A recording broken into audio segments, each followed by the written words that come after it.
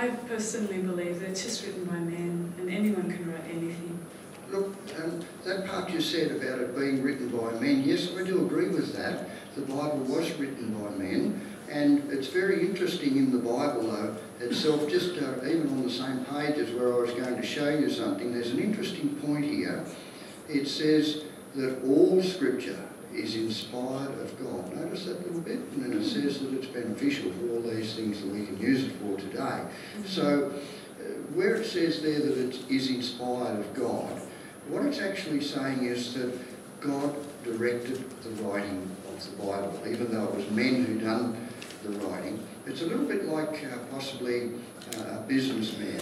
He has a secretary, she does the writing, and that's how we can look at these men that wrote the Bible. They were like a secretary. God sent his inspired message to mankind, as it says there.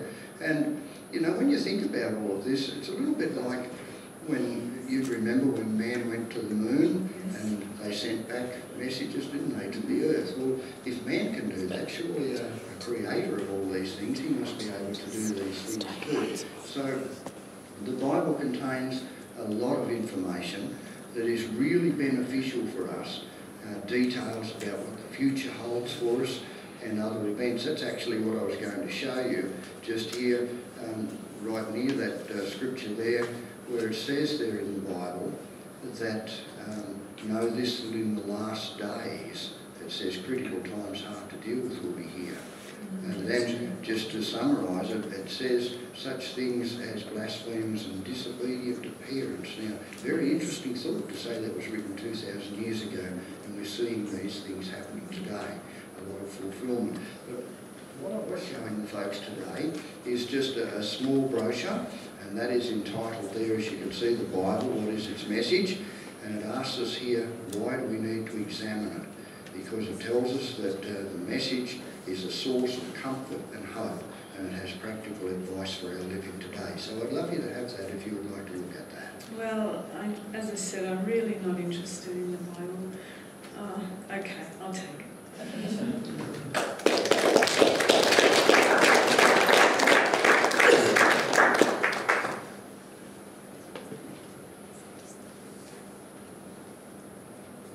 Hello, how are you today?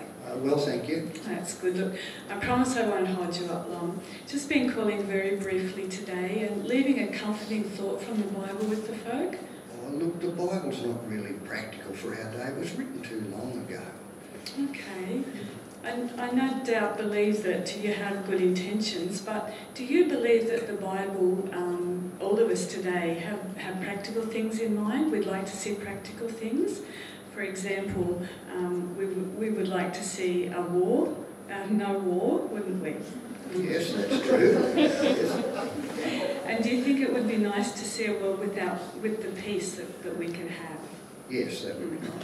And just along that thought, we're just reading the scripture here in Psalms 37 and verses 10. Notice it says here, in just a little while longer, and the wicked one will be no more.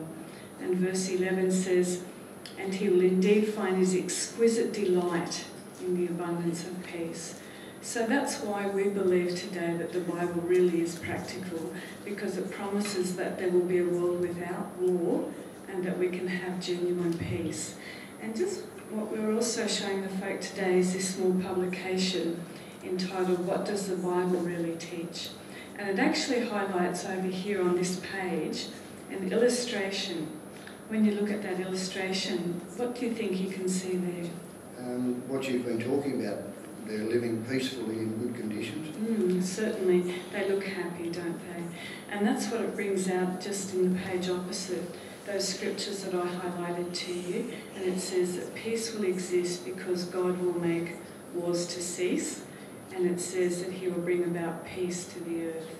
So what I'd like to do is leave this small book with you if you'd like to have a read of it, and I'm sure you'd enjoy it. I would like to have that, thank you. Thank you, Sister Parent. You notice how they turned an objection into a positive using the reasoning book, and you notice that Sister Parent used the Bible Teach book. So if we hit up with that objection this month, we know how to turn it now into a placement of the Bible Teach book.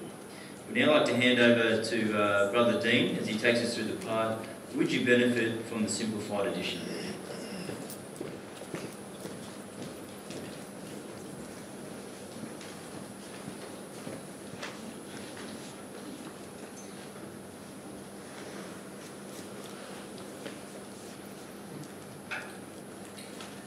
It's interesting, that question, isn't it? It's not asking us whether we think someone else might benefit from the Simplified Edition, but it's asking you personally, would you benefit from the Simplified English Edition?